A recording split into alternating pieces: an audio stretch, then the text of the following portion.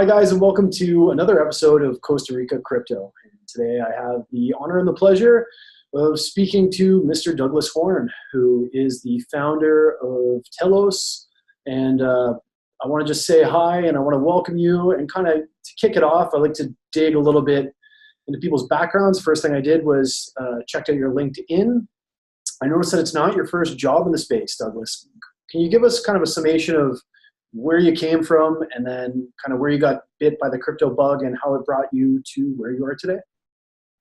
Yeah, thanks, Matt. First of all, thanks for having me. I'm really excited to be on the show. So honored to be in the company of all the other people you're talking to. I want to do one little correction. I'm the white paper author for Telos.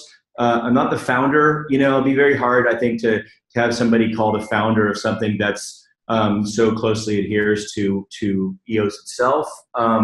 I also, and we can maybe talk about this later, sometimes I think that founders might be one of the problems with crypto, and we might be better if we spend a little less time on founders. But I am the white paper author, and we have many founders who are working to launch Telos.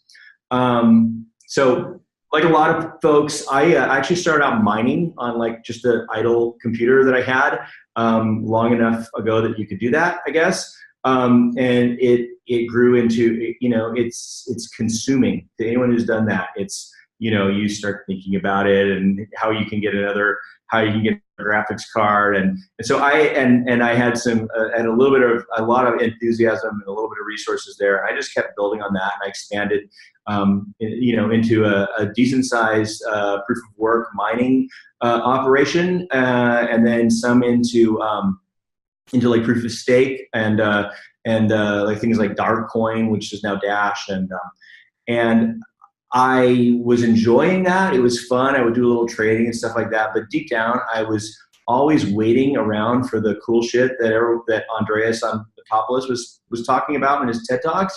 And it's like, when is this actually going to get built? And then I came to a realization that it was going to get built when somebody said, I'm going to stop waiting around for it and start building it. And so I brought together some really talented people, and we just started really small, building some stuff. So that's kind of how I got into it. Cool. I love it. And I totally respect what you're saying about the founder thing. I get it. And I think that's kind of a cool way to go about it.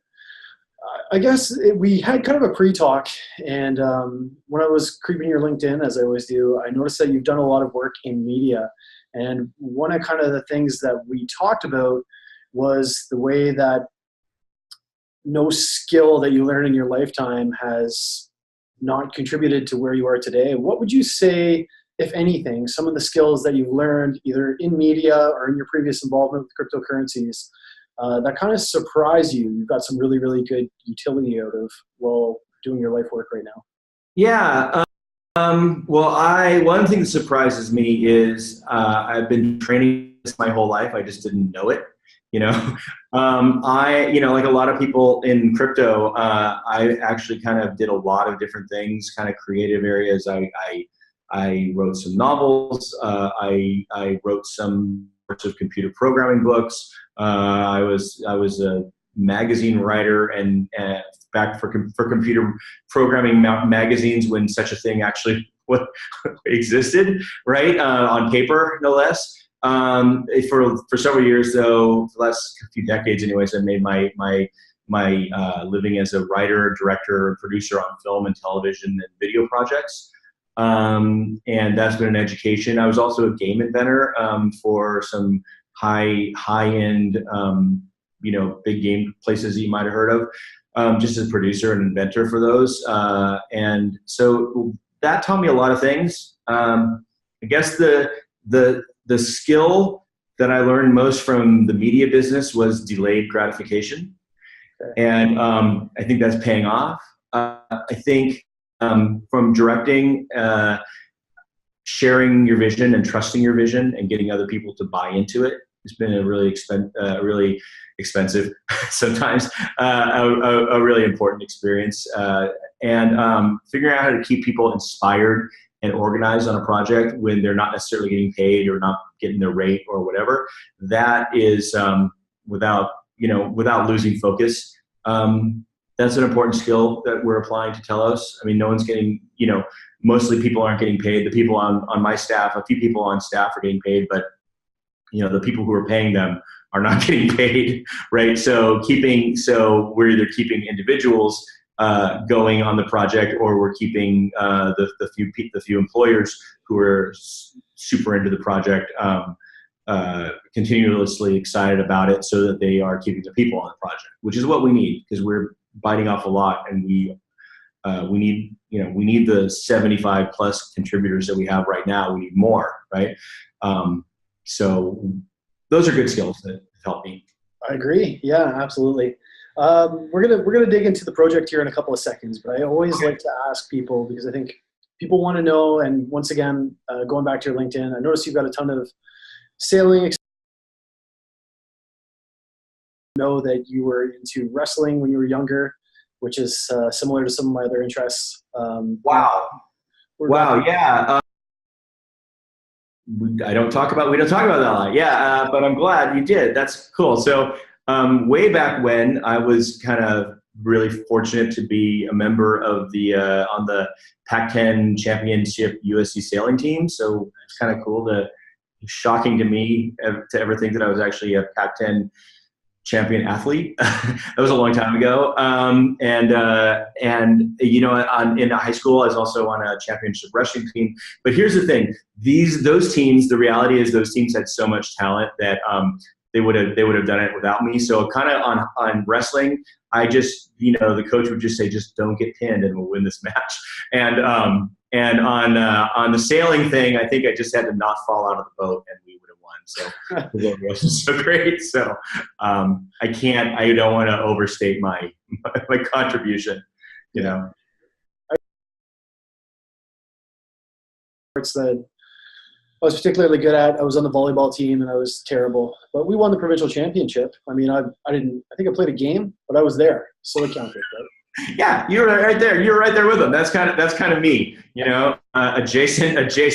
Yes. All right, yeah. Let's move on to maybe the more important stuff and kind of what we sat down to talk about today. What exactly is Telos, and what's kind of the simplified description of the project? Okay, simplified is not my strong suit, known to go long, so sorry about that. So Telos is a new blockchain that's based on EOSIO open source software, and we're doing a really significant amount of work on both on the code side and on the governance side to try and do sort of like a 2.0 version of the EOS launch, right? And actually, almost everyone, most of the core people on this, at least in the beginning, had all been VPs working on the launch for weeks or months. So governance-wise, we think it's important to kick off the network with all the parts, right? The ratification, work proposals, and we've made a commitment that we are not going to launch it without that, right? So we've announced our time frame when we're going to start voting, but instead of this being like a NASA countdown where you focus on the number that you reach, it's going to be one of those countdowns where you actually focus on the life support, go, fuel systems, go, weather, go. Like everything has to line up. So we'll have more of a checklist method of doing this, and people are going to know that it's ready to go. It won't come as a surprise because we want to give all those governance parts. Code-wise, there were some things in EOS that really don't work still the way we kind of wish they did, or we thought they did, or were told they did. And so we're trying to make EOS what we kind of all thought it was going to be. And so some of that on the code side is that we're increasing network security by doing things like rotating the BPs, the standby BPs, to actually make sure every week that they can actually produce, which is not done on. That's kind of an easy miss, I think. And we also take out VPs that aren't actually producing after 30 minutes. So a lot of these things are, basic code network security improvements. And then there's just a tokenomics improvement, which is pretty big, right? Which is, so mostly Telos is, we're trying to take all the great advantage of EOS, but also give most of the people a voice that actually has meaning in the governance, right? So I mean, EOS is amazing, right? So, and it's a tech, I really believe it's going to change the world. But it's a DPoS, it's a voting-based system, and 99% of the people's votes don't matter at all. And I don't think that's sustainable. So that's one of the things we're trying to solve. Fortunately, the only way you can really solve that for us is, or maybe it's just the easiest way. Maybe I'm taking the easy way, but the easiest way to solve that is to change the tokenomics. And so we're trying to do that, change the hyper concentrated voting with doing as little harm as possible to the people who put a lot of effort, put a lot of value into launching EOS. We're not taking EOS, we're giving everybody Telos, and we're just giving some people less, and we're trying to still honor the fact that they had a big role in getting EOS off the ground. So we're essentially doing the EOS, but we're taking any account over 40,000, and we're capping at 40,000, which is amazingly just 0.67% of all accounts. So, but it changes. But those 0.67% of all accounts control over or around 3/4 of all the EOS. So we're fixing that. It was kind of funny. We talked a little bit about this in the pre-talk, and you guys kind of launched the project and started promoting it at a time which was relatively early, and the consensus about sidechains in the community was not so good. And I see that really changing over the last little while, and I'm glad that it is, quite frankly, because I think there's definitely a need for other chains, and I don't see any negativity with that. But what I do see, and what we kind of talked about, is I see a world, whether it be in a year or 2 years, where we have hundreds of side chains kind of doing their own thing, serving their own purpose. Where do you see the advantages of what you're doing with Telos, and are you going after kind of a market niche, or what's kind of your target market in order to be able to stand out? Yeah, great question, Matt. Thank you. I'm really glad that people have warmed up to sidechains. Very thankful for that, and I felt that would actually happen. I felt if we just kind of stayed true to what we were doing and did the work, the people will respond to that. But it's also due to the fact that there are more, people are hearing good things, about Warbly and Creatos and all these other people who are launching sidechains as well, right? So I think it's a team effort there. And also, people in the know always understood that this was the plan, right? To have multiple chains, right? So like a year from today, I'm going to bet you that we could come back and do this again, and that you and I could sit down and we could pretty easily list 30 side chains just of note, right? Of EOS. And you're saying hundreds, and I will not disagree with hundreds. I think in 3 or 4 years, right, there may very well be more than 100, and we might not be able to list them all, right, because they're going to be like, one's going to register organic foods, and another is going to track mayoral votes in Ecuador, and one's going to be like the car registry in Lithuania and stuff, and one is going to be like biological penguins in in Antarctica or something like that. Like these, they're just so useful that they're going to be everywhere, right? So Telos is actually trying to be a bigger general purpose, DPoS blockchain that's for developers to release apps on. Very similar to EOS itself. I don't know what niche will be. I think we're going for general. I think the market will actually tell us that. I mean, if they could respond to a lot of things, right? They could respond to the fact that we are going to have much more compliance and sort of GRC stuff going in than EOS seems to be planning, and maybe they'll respond to that. Maybe they'll just respond to the fact that we're cheaper. Maybe people will respond to the tokenomics of the voting. I kind of think I used to say that maybe Lexus, maybe EOS will be the Lexus, and Telos will be the Toyota Corolla. You know, so it still gets you there in style. I mean, it still gets you there, and maybe not in as much style. There are times right now, though, when I look at it and I wonder if EOS might be a Jaguar that is awesome and gorgeous, but in the shop sometimes. You know, we'll see. I don't know. Really the reality is we can have all the plans we want. We can have all the theories we want. The market will tell us, and they'll tell EOS and they'll tell everybody. But we are just trying to give people a really great tool for them to use as they see. For sure. There must have been kind of an aha moment or some moment in time where you decided, like, this is it. I'm doing it. Like, you probably thought about it a lot before you actually pulled the trigger to create the project and bring the people together.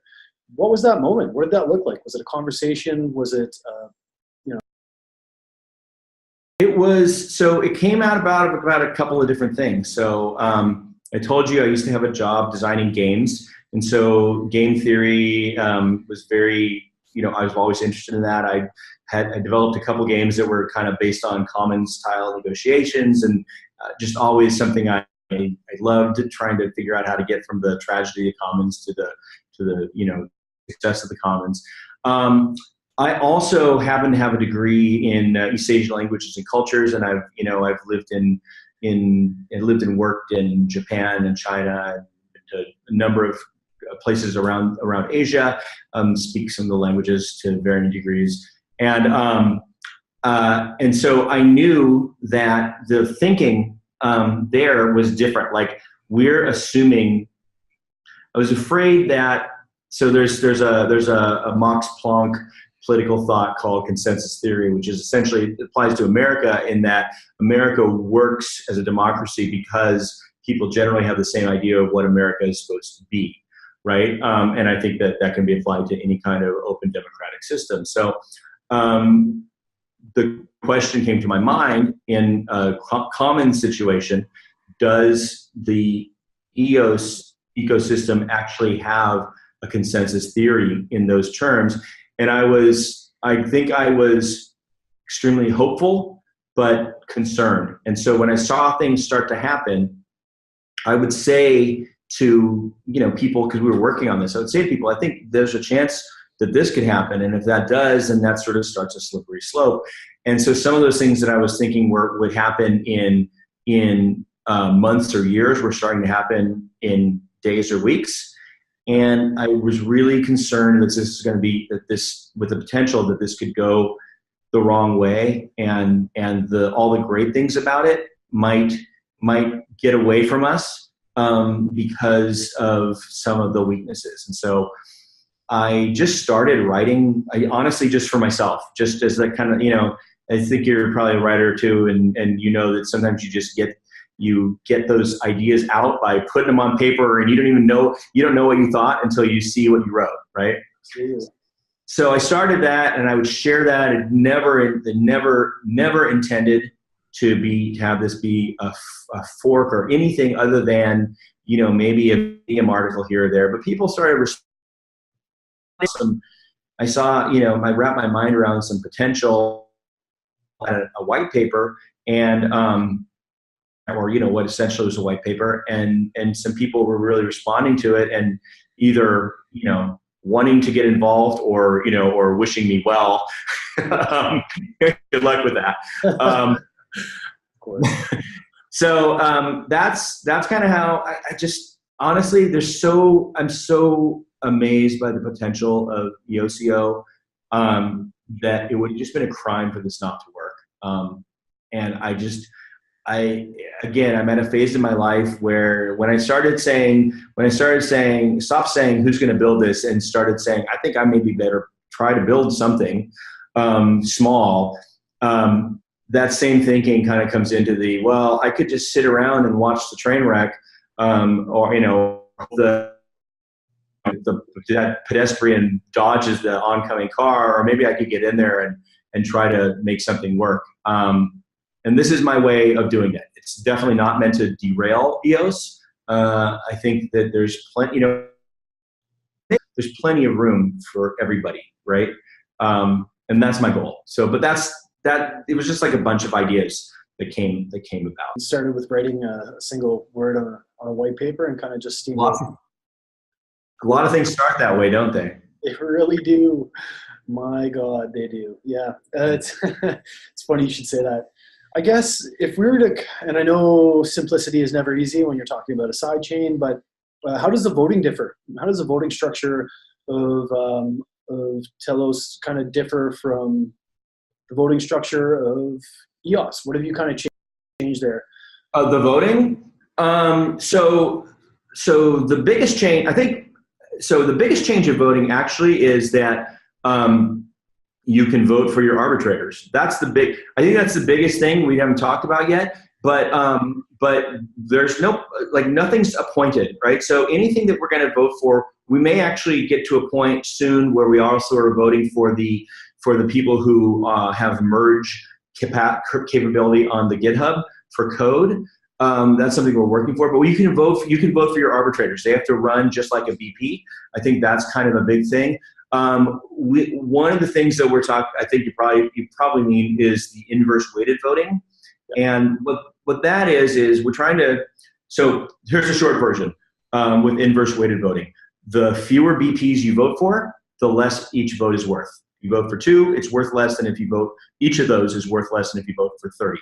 Right? It's trying to keep people from weighting it by voting for themselves. And so the advantage of that is that it expands voting, right? Because people feel that they have to look into it if they want their vote to count. And if it doesn't expand voting, it reduces the impact of people who choose not to be educated about the options, or who are just favoring a small number of affiliated BPs, right? And people don't have to spend their life. Honestly, people don't have to spend their life voting. They just have to pick a proxy that they trust who will do a good job, right? If they don't want to do it themselves. So it's really to keep, and it's to apply a sort of a weight to people who are kind of playing by our stated rules a little bit more. For sure. You're breaking up a little bit as we're coming through, just every once in a while. It's just typical Costa Rican Wi-Fi. I apologize, man. It tends to get like that a little bit, but we're still getting the message, and everything's really clear. So I guess the next question, you touched briefly on, you're going to cycle in BPs. So cycling in BPs for like a layman, why is that advantageous? Okay, so BPs are running the network, right? And we've decided that we're going to have 21 BPs, and then we're going to have some number of standby BPs, right? But on EOS, nobody knows if those standby BPs actually work, right? They don't have to prove it. Like I could get anything that has 8 gigs of RAM and an internet connection, and I could throw Linux on it and Kleos and Nodios and all that, and use the producer plugin. And for all anyone could tell, that would be a BP, but it doesn't not do the job, right? So what we say is there's no point in having all those standbys if they can't do the job. And again, like if you look at this from a game theories mindset, we can't just or a trustless mindset. You can't just trust people, right? We got a great set of people right now. I'm sure everybody who's on the thing right now are going to do it, but we're thinking about like planning this ahead for the next 300 years, right? So there's going to come a time when there's an economic incentive for people to break the rules. So we're just saying, no, you have to be tested, right? So what we do is, it's really simple. It was not simple to do, but it's simple in concept, and now we've done it. So now in the rearview mirror, it's simple. But what we do is we create a scheduler, and we look at everybody, and we say, and we build a schedule where every 5 days, each of 30 BP standbys gets rotated in for 6 hours. And that means that it actually means also that the main BPs can pull their computers down for some time and use that to apply backups and things like that. That's not as big a problem for most BPs because they'll have multiple nodes, but they can do it anyway. So the main thing is that those standbys are tested, right? If you produce, then you're good. If you're not, then you're going to get dinged in your pay, and everyone's going to know it, right? That you can't do it, so you can't actually produce. I mean, the standbys are of no value unless they can just jump in at a moment's notice. The other thing that happens though is once you have a schedule where you can actually practice pulling people on and off, then pulling somebody off for non-producing becomes no big deal, right? Which is what it really should be, right? We're trying to build a robust, resilient network. It should not be one of these things where somebody doesn't produce and then we have to have 21 other people like have a meeting about it and what does it all mean and send it to an arbitrator. Just pull it down for 6 hours and then bring them back in when they're ready. That's how it should be. We should, and you know what? Unless it's happening to them, every day, don't make a big deal of it, right? Just computers go down, right? We should accept that and embrace it and just build a system that allows that. So, and that's what it does. So the system's going to work.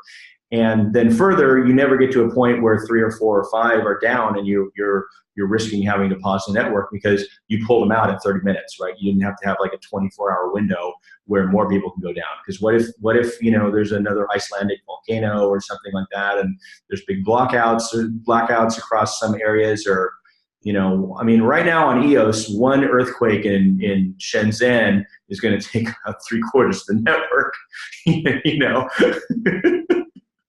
So, tell me I'm wrong. Look at the map. Okay, we're gonna move on, my friend. I talked to you about the fact that you guys are kind of going to launch with a few things prepared. One of which is going to be arbitration.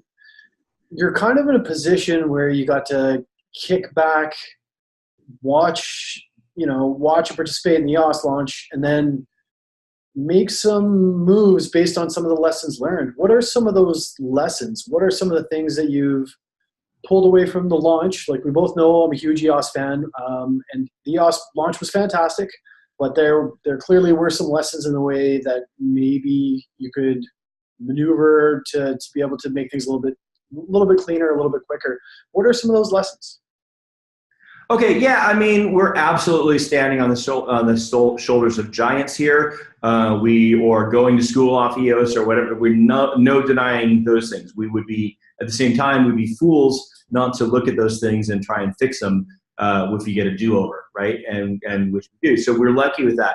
We are going to have arbitration. We're going to have a lot of things. We're going to have ratification. We have a lot of these things right off the bat, so that the system works as planned, right, and as promised. So I think we'd be foolish not to. So yeah, having a full system is one of the things that we're gonna have. So we're gonna have every piece like arbitration. We're gonna have full governance. We're gonna have people actually vote for arbitrators, like I said, because it gives more legitimacy. And so in order to do that, like backing off all these things, if you're gonna vote for your arbitrators, then we have to back up. We have to set up a system of rules that's different than what on the internet, and we have to actually find people who are willing to do that and looking to do that. We're actually going. I know that EOS right now is looking for people with a lot of background in blockchain technology, and we're actually trying to reach out to attorneys and arbitrators and retired judges and clerks and people like that who have actually legal experience, and then pair them with any kind of technical resources they need. Because I think it's, for us, we've got a lot of technical people who can answer questions, but we're not legal minds. So that's thing we're trying to bring in. Sure. Okay, my next question is, I love dApps, love a lot of the stuff that's going on in EOS. That's the whole point. That's the whole point, is dApps. Yeah, exactly. I think people expected, EOS to just explode with dApps. Okay, the software is there. Now we have thousands of dApps, let's go. But it's obviously a lot slower than that. People have got to learn, they've got to build the projects. How would you say that building a dApp on Telos is different than building one on main chain? Well, in almost every way, it's the same. In all real programmatic ways, it's the same. We are committed to making sure that any dApp built for Telos is going to also run on EOS and vice versa, and that's super important, right? So that's the thing that allows the dApp developers to go and say, you know what, we're gonna go with the EOS Telos system because we can program the same thing, and then we can pick which one to deploy on based at the end when we see how, in 3 months from now, when we see how many users they actually have and what the deployment costs and things like that. We don't have to commit to something like we would if we were going to start building for Tron or Cardano or anything like that, right? We have two choices. We have two options, and maybe soon we'll have, I don't know, right? So that's important. We are doing, one thing that we're doing is not forcing dApp developers to open source their code, right? On EOS, it's not in the next proposed constitution, but it is in the current constitution that every contract has to be open source. And the funny thing is, it's not, people think that's necessary. It's actually not necessary, because you actually kick out a WASM file, which is not human readable anyway. Right? That's not a CP. You write a CPP, a C++ file, but you kick out a file that's executable, so people can't read that whether it's open source or not. And then your recording contract, your human language contract terms, are in the ABI file, the application binary interface file, which you can exist on an open source or proprietary basis. So as a developer myself, I know it's very it gives you pause to say, okay, we're gonna invest 20 man months in building this app or more, right? And we're gonna have 4 people work on this dApp for 4 months, right? And then that's bad math, 5 months. So and then once we've deployed it, we must make it open source. So therefore, anyone else can just grab our thing, put a different graphic on the front, and go head to head with us. That is the way it currently is in EOS. I think that actually discourages development, right? I mean, actually, one of the strengths of EOSIO is that, unlike Solidity, you don't have to put everything on. You don't have to put your full contract code out there, right? So this is, and I totally understand people who say I only want to use open source code, and every program will most likely will have to identify itself as open source or proprietary code in the Ricardian contracts. But so people can vote with their dollars or their Telos who they want to support. But I think being able to have proprietary dApps is a big plus against any other blockchain, and so I think it will attract developers. You understand the logic of that. I really do. I guess the next question that I wanted to ask you was, I know you have a ton of supporters, right? I know you have a lot, but let's be real here. Lots of critics in the space. I know that you've dealt with some criticism, particularly stemming from people just starting to be able to realize that sidechains are okay and that they're not out to take over or anything like that. It's just another alternative, and ultimately they can work in synchronicity. I guess what I'm asking right now is there ever been a circumstance where maybe somebody's kind of unloaded on you, and you've been able to get past the means of the delivery of the message to look into the content of the message and learn something or change something? How do you deal with criticism, I guess, is what I'm trying to ask. Well, I mentioned I used to work in television, so this isn't criticism. I'm fine with it. In fact, I totally encourage people to be skeptical about any new crypto project. I mean, that's the appropriate response, really. So when that bounces, first hearing about it and saying, "Oh, come on, prove it to us," I think they're right to say that, and I think what we have to do is just be transparent and keep delivering stuff of value. I mean, as each week we put out a weekly report that has a lot of bullet points of real things that they can verify happening, and as we each week have a totally open recorded call, live streamed usually, that anyone can watch. And as we build our GitHub repository, I mean, that kind of transparency and progress is how you win people over. People have definitely brought up points that I haven't thought of. Like, honestly, the thing is, a white paper, it is a nucleus of an idea or a movement. It's not a holy text, right? And this one by far is not a holy text. Maybe the first one, the Bitcoin one, was probably kind of a holy text. But short of that, this is not meant to be. So when I used to direct films and TV projects, you work with all these creative people, and they're constantly bringing you ideas. And the great thing about it is, if you just listen and take their ideas, when they turn out to be great, people usually give you all the credit for it. So I am open. I welcome new ideas, and like, the best idea should win, right? And again, I want to be really clear. I have no special authority in Telos whatsoever. I have a vote. There's a lot of people who work in the room with me or work closely with me in groups, and I have a sort of a soft power to explain my vision and hopefully win them over. But there's a lot of people here who have won me over, right? And if that wasn't happening, then that would be a big mistake. Then I shouldn't be doing this. Because the alternative is that there are good ideas on the table that aren't happening just because they didn't come from me. And I don't respect people like that, and I would hate to be thought of as one of those people, and I would even hate more to be one of those people. So I'm just trying to keep everyone going. Like I said, we don't really have a founder. This one doesn't need a founder, right? Maybe some of them need a founder. But I often wonder, like, maybe one of the reasons that Bitcoin is so strong is that we don't have to listen to the founder's tweets every day. There's a possibility of that, and entertain the idea anyway.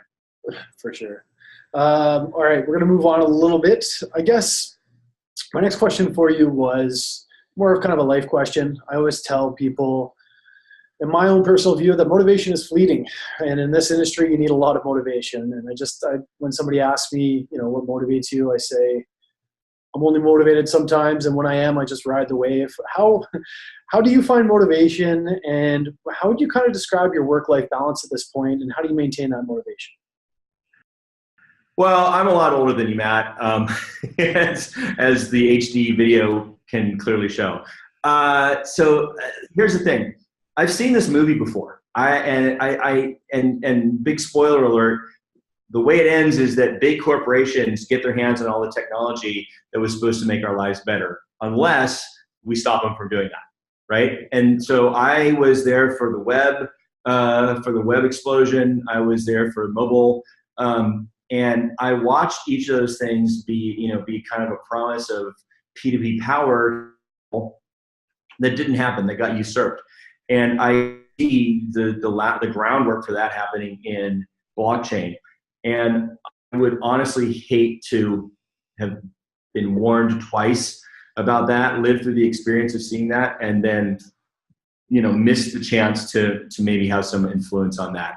I think there's some economic problems in the world that don't end well unless we can have some kind of bloodless coup, right? Soft, slow motion, slow revolution that doesn't kill anybody, but instead actually gives power to everyday people in a non-violent way. I want to underscore that, and possibly not even in a regime change sort of way, but in a way where power actually is delivered to people. And I think personally that blockchain is maybe our last best hope for that.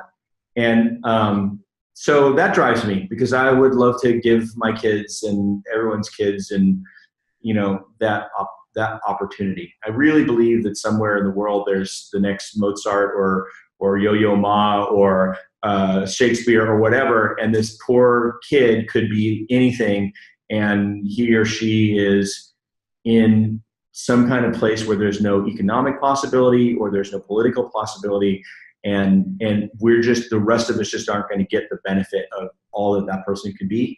Man, I think we need that person. I think we need to make sure that kid who's going to figure out some of our carbon problems and things like that. I think that person needs to get every chance he or she can get. And the one little area of it that I can maybe affect something is by giving a little extra power to people on using blockchain. So that's where my motivation. I love it. That's really cool. And that's one of the things that attracted me to EOS and keeps me there as well. There's a lot of socially conscious people who are doing some really, really cool things. And man, we're just getting warmed up. So that's kind of what keeps me in the space. Yeah. Next question is, and just in case anybody missed this, who gets a piece of the project? Like, how does it work, right? If you're a Genesis holder, you're going to get some tokens. How does that kind of work? And when is the key going to be in the ignition and it's ready to turn on? What's kind of the plan right now? Yeah, great question. Okay, so we are using the Genesis snapshot. There's some really good reasons for that, and one of them is it's the best chance we have to have all the EOS holders who are on exchanges be able to participate, because we know that they took the Genesis snapshot, and we don't know about any other date. Also, it protects people from getting around our protections. Like if we were to say, okay, well, we're going to do it on September 1st, then all the people would split out their accounts so they're all 40,000. It would undermine the rationale. Also, I really, but we did choose this.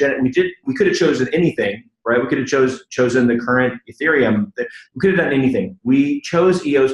We chose the EOS snapshot because we want to support the people. We want to reward the people who supported EOS. I think ultimately that's the most legitimate way to do it.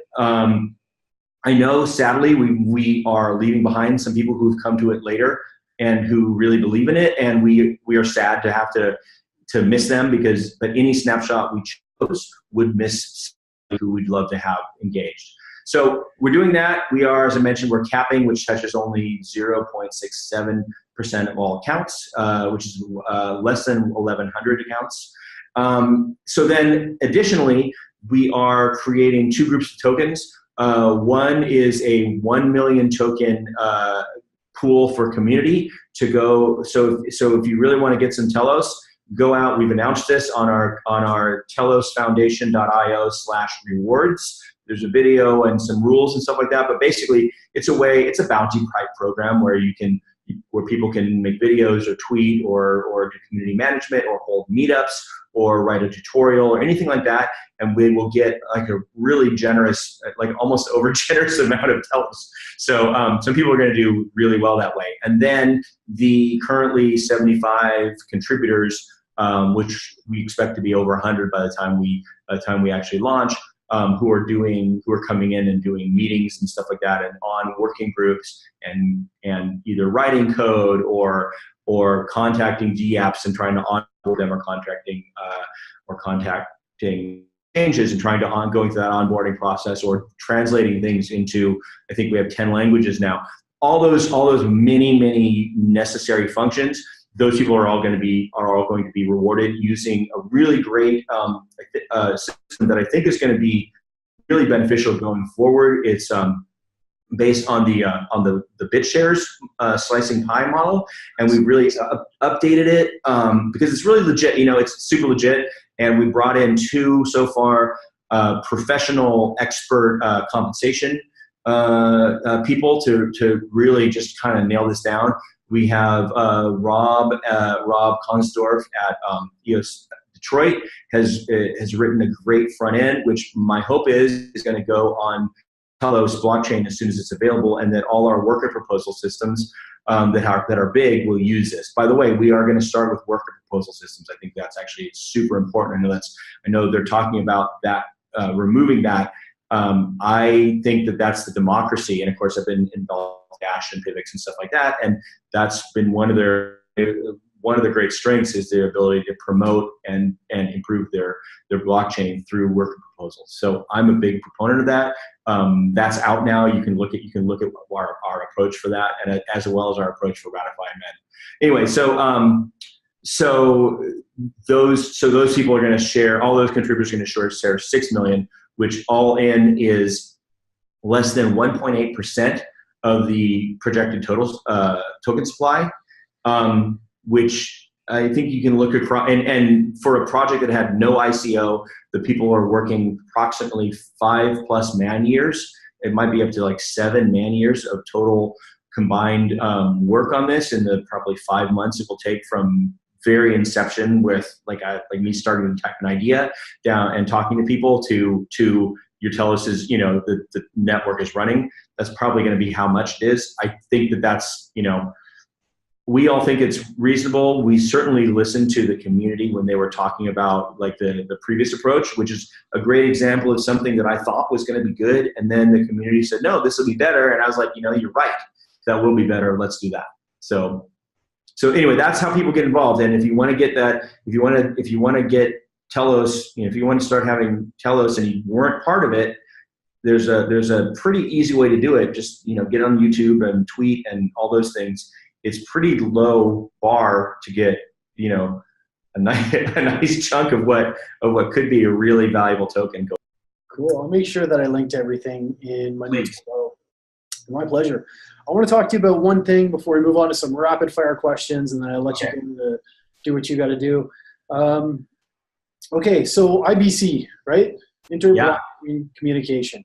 You guys are working on this. I think there was kind of some people who were like, Telos doesn't want to connect to anybody, and I know that that's not true. I know that you squashed that, and I know it's kind of the opposite. Let's talk about IBC. Where are you? What are your thoughts on it, and what's the plans for the future? Yeah, absolutely. I mean, that we are super pro mixed chains. Like when the idea of the EOS Alliance came around, I was like I was in the cover and like, wait. Forget the EOS Alliance. Let's have the EOSIO Alliance, where EOS, Telos, Warbly, Ono, everybody has like mixes their. We all get together and do hackathons and government and legal and stuff like that. That helps, and advertising helps everyone because we have so many shared interests. So that is totally not true about us being against the other chains. So the reality is that actually, just due to really good luck of timing. I think that Telos is what's going to make IBC work. So I know we're working on it very hard, and it's just like this conjunction of we have a whole new blockchain, that we could do anything with, within reason, that people support, and we are already doing a lot of coding work, right? So some blockchains change very little. We're changing a lot. So that's important, and then. As I was telling you before, like it's actually really important to us to be able to do this because say we don't get the level of exchange participation that we want right away. Exchanges have different reasons that they are taking coins on, and they have their own rationale. And what we are not going to be able to go ahead until we launch. There is no coin, right? So there may be a period where there's less exchange activity than we'd like. Well, the nice thing is if we can get some version of IBC going, then we have a way for people who are working really hard to make this work, to transfer value onto and off of the network. And so we're huge recipients of that, right? And we want to do that for the people who are winning these bounty things, and the people who are the smaller VPs who maybe are going to have to have worked really hard or translators or whatever, people who've worked really hard and then need to, just because they've worked for free for so long, need to get some value out of that. We're trying to create every situation where we can. So we're going to do it. And I don't know exactly how we're going to do it, not because I don't know how we're going to do it, but because we're trying a number of different approaches and they're each yielding different results. And most of them are mutually exclusive, but sometimes you kind of like nudge here and it opens up a gap and you go, oh, we could do that with this one even. We're looking at things like Plasma. We're looking at Merkle proofs. We're looking at multiple token registries, which is really exciting for us. There's a lot of things. We're actually one of the things I wanted to talk about was we've actually created a standard that's much better than the EOSIO.token standard. It's much, much closer to an ERC20 or 777 standard on Ethereum. It has I think it has 7 actions as opposed to just 3 actions for the EOSIO.token. And they're really well thought out. It's called a tip 5. It's the Telos improvement. Works just as well on EOS, and we've actually deployed the very first one on EOS, and it's called the DPoS token, DPoS, and the contract, if anyone wants to go to it, is DPoS token IBC, and this is a valueless token. We just spent the money to get it out there because it provides a way for us to start looking at sending tokens with a real token, sending tokens across different networks. And we have similar ones on our blockchain, on our testnet. But we thought, so anybody who wants these, you just send us it's a way to start learning how to use the tip 5 token method. And they're free. I'm sending them around. Let's send these things around. You guys can get them in your wallet right there. If you just go to that contract, you'll see all the methods. You'll see different ways to print them. We'll send them off to you. And we have things coming up down the road that are ways that we are going to use this token to try to actually jump across to BitShares and try and jump across to the Telos testnet and things like that. So the idea that we're not serious about this must be dispelled, because the opposite is true. We're going to make this happen because it's exciting, and it's going to be a win for everyone. It's going to be a huge win. Imagine, so you and I were talking about this before. So let me just kind of share one thing we were talking about, which is, so in this 100 blockchain world, right? Not every one of those smaller EOSIO tokens is going to be able to get onto big exchanges, right? It's just not going to happen because they have listing fees, they're cautious, things like that. So how then are they going to do? They'll have dexes to go between the name token and the tokens, contracts listed on that chain. But how are they going to send value on and off the network, right? It's a very important question. Well, I'm thinking that DPoS token lets us actually make this happen, and we can figure it out, and then we can issue real tokens that have value and then can create that transfer value. So we're very dedicated to the idea, and we're working hard on it. My friend, and that's one of the things that kind of piqued my interest. So I wish you nothing but the best with that, and I look forward to. You can be sure I'll be following you along. We all win. We all win. If we do that, we all win, man. Absolutely. Yeah, 100%. No, I think it's great. I think it's cool. I think it's neat that you're so passionate about it, and I want to see you win, as do a lot of other people as well. I want to shoot off just a couple of rapid fire questions before we close this thing off. And just, I like to do these just kind of something different, because it gives people a little bit of an impression about who Douglas Horn is. First one is going to be experiences, people, or things, in order of priority to you, and why. Experiences or things? Yeah, or experiences, things, or people. Oh, people. Yes. Totally people, right?